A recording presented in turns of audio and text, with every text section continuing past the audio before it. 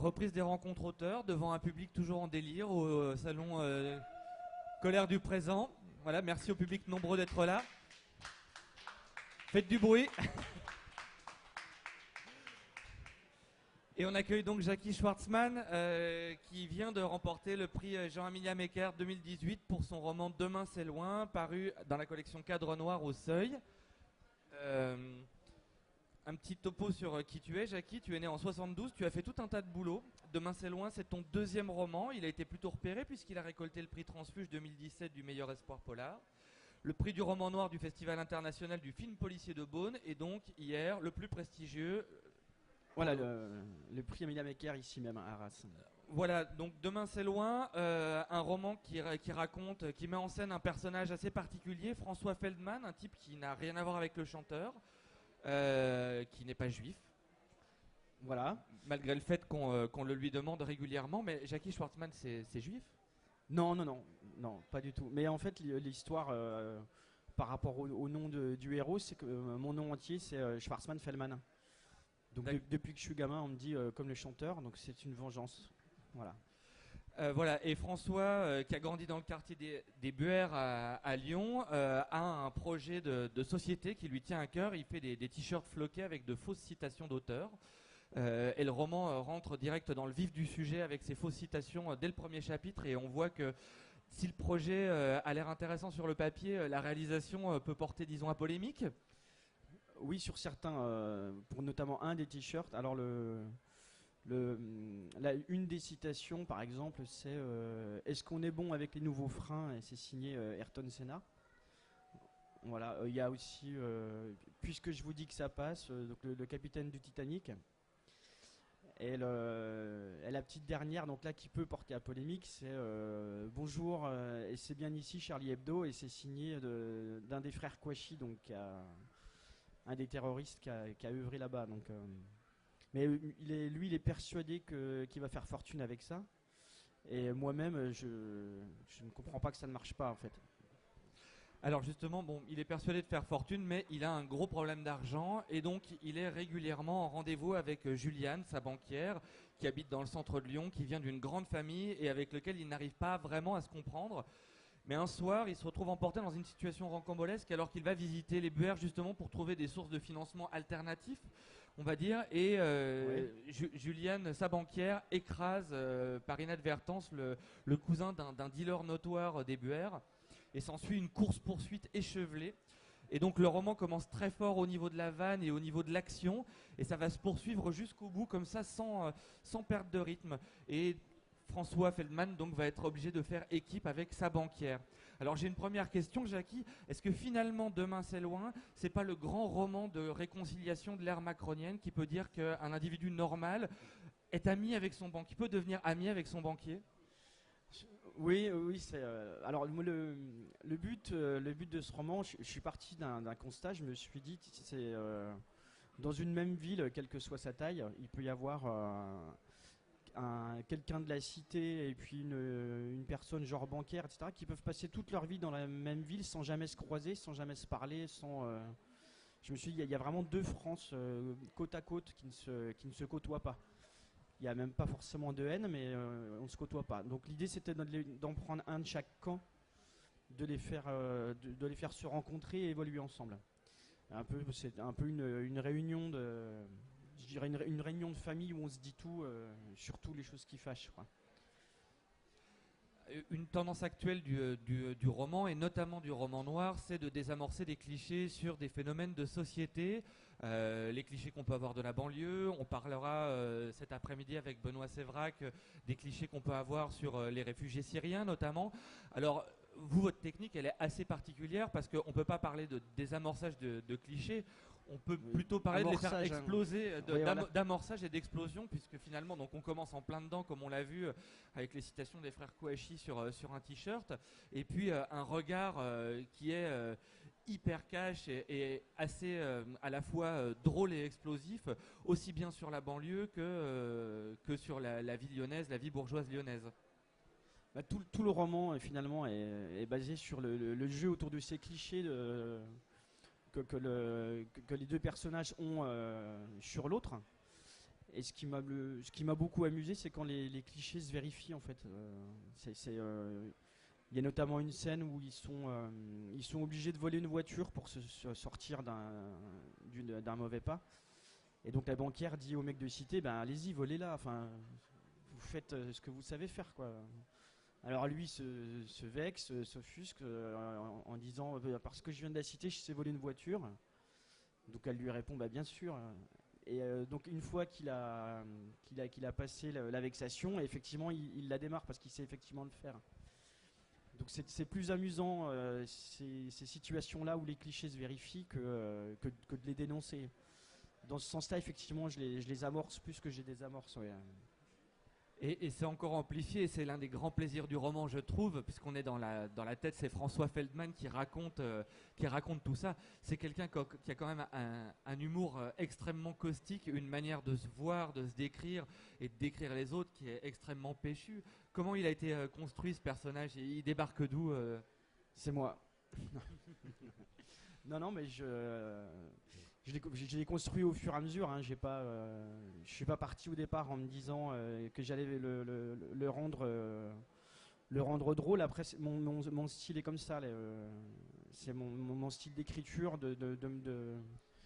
d'être toujours je suis toujours en train de me balader entre dire des choses un peu sérieuses, des descriptions de faits de société, et puis j'aime pas trop le mot, mais envoyer des vannes un peu. Et c'est un équilibre que j'ai essayé de trouver pour que justement le lecteur soit toujours amené vers la fin de l'histoire, en oscillant entre voilà, des descriptions de choses qui me tiennent à cœur, et puis bah, un peu de la déconnade quand même. Alors, vous évoluez sur un fil, c'est assez hallucinant le numéro d'équilibriste, parce que justement, moi j'en parlais, on pourrait tomber dans l'outrance un peu gratuite et un peu ridicule, voire s'offusquer, et finalement, on arrive à développer de la sympathie pour le personnage, et les vannes tombent toujours très très justes. Moi j'aurais envie de parler de Demain c'est loin comme d'un roman un peu sournois, parce que ça commence comme une grosse déconnade, on est sur un roman, on tourne les pages, on a envie de savoir ce qui se passe, il y a un rythme de dingue, et en même temps on tourne le roman, on finit le roman et on se dit mince, il a réussi comme ça a l'air de rien à nous parler de choses beaucoup plus profondes que ce à quoi on s'attendait. Ah bah j'essaie en tout cas hein, tout à l'heure j'étais avec Laurent Mecker qui disait il parlait de mon bouquin et il disait que c'était essayer de toucher à l'universel sans donner de leçons. Et c'est vrai que c'est un peu ça. J'ai quand même le souci de surtout ne jamais donner de leçons.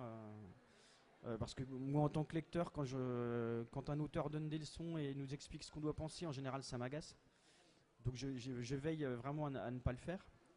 Mais effectivement, c'est pas juste c'est pas une démarche de one man show quoi. J'ai quand même ça reste dans le cadre de romans policiers, de polars qui à mon sens ont un objectif de décrire quand même la société. Et du coup, ça me permet de rebondir. Il y a une tradition en France du polar social qui prend finalement l'intrigue policière ou noire ou le meurtre comme manière de décrire la société. Comment vous vous situez par rapport à cette tradition ? J'imagine en plein dedans. Et effectivement, dans le cadre de ce que je fais, j'essaie de reconstituer le réel en fait.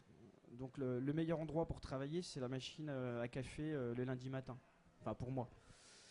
Et j'essaie de reconstituer donc un réel dans le bouquin qui soit le plus crédible possible, avec des voix différentes de personnages qui, en l'occurrence, n'ont absolument pas la même culture, n'ont pas le même objectif.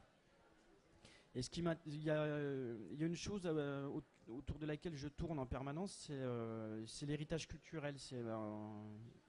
Et là, il est flagrant dans ce bouquin-là. Ce qui m'intéresse, c'est de faire se rencontrer des gens qui, malgré le fait qu'ils ont une langue maternelle en commun, n'ont rien d'autre en commun. Ils peuvent même ne pas se comprendre tout en parlant la même langue. Et la question de l'identité elle revient souvent dans l'esprit de François Feldman. Bon, déjà rien que dans ses questionnements sur est-ce qu'il est juif, est-ce qu'il est arabe, est-ce que la cité fait de lui un arabe malgré tout. il est pris entre plusieurs cultures, puisque c'est finalement le petit gars des Buères qui finalement vit dans le centre de Lyon, qui entretient des rapports avec son pote d'enfance qui est un caïd notoire, qui en même temps essaie de se créer une notabilité. C'est une position privilégiée. Et Patrick Péchereau, qui vient de passer parler de son texte, on parlait justement de la nécessité de prendre des personnages du quotidien et pas des personnages exceptionnels pour parler de tout ça.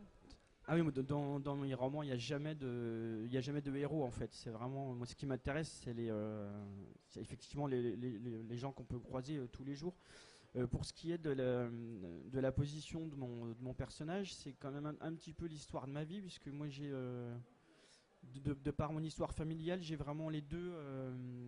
J'ai un pied dans la cité et un pied dans la bourgeoisie, la gauche caviar, on va dire, depuis que j'ai 5 ans. Donc c'est deux mondes que je connais parfaitement.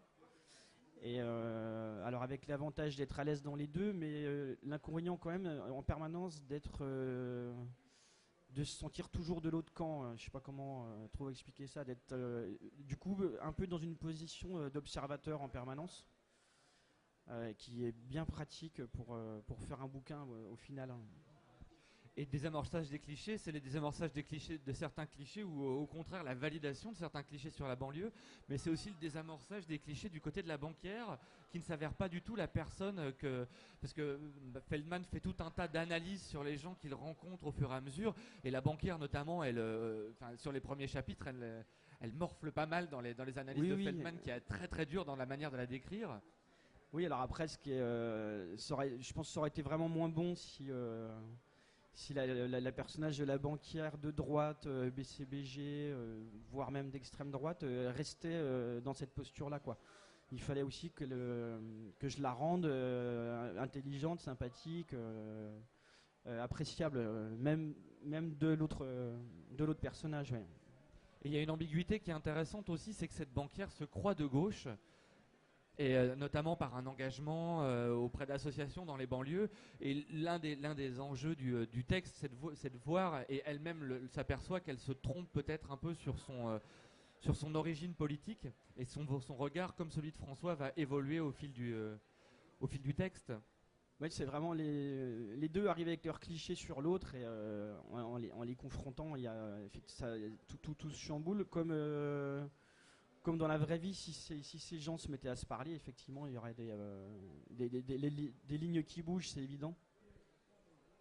On a, vous avez parlé au début justement de faire passer des choses un peu plus sérieuses aussi derrière la déconnade. Alors voilà, ce que je voulais faire, c'est vous lire un passage aussi pour qu'on puisse un peu entendre le ton de François et voir comment justement il passe d'un registre de la vanne à l'autre, voire il utilise le registre de la vanne pour parler d'un certain nombre de choses. Et là, je pense une chose importante pour le Salon Colère du Présent, puisque il va exposer sa vision de la lutte des classes. Oula. C'est le chapitre 8 qui s'appelle Le jardinier, c'est le début. Julienne et moi avons dormi comme 2 sardines dans un dé à coudre, étroit, à peu près aussi étroit que la vision du monde de ma très chère banquière. Cela dit, je suis parvenu à m'endormir sur le coup des 4 heures du matin. J'ai peut-être un peu ronflé si j'en juge par les manchettes que j'ai reçues dans le bras à intervalles réguliers. Tant pis, je ne serai définitivement pas un objet de désir pour ma petite Bacardi. En général, dans un début de relation, on a un peu de temps pour se mettre en avant, on paye un resto branché, on va au théâtre ou au cinéma, enfin, on commence pas par les chaussettes qui collent, par le pchit au WC ou par les ronflements. Eh bien, nous si. Notre couple a commencé par les désagréments et les engueulades, ce qui nous laissait que très peu d'espace pour le bonheur. Nous n'avions de toute façon rien à faire ensemble et nous n'aurions d'ailleurs jamais dû nous adresser la parole en dehors de son bureau. Parce qu'il y a 2 lions parfaitement parallèles, qui ne se recoupent à aucun moment. Il y a son lion, beaucoup trop guindé pour moi, et il y a mon lion, beaucoup trop vulgaire pour elle. Notre rencontre était aussi improbable que celle de 2 protons.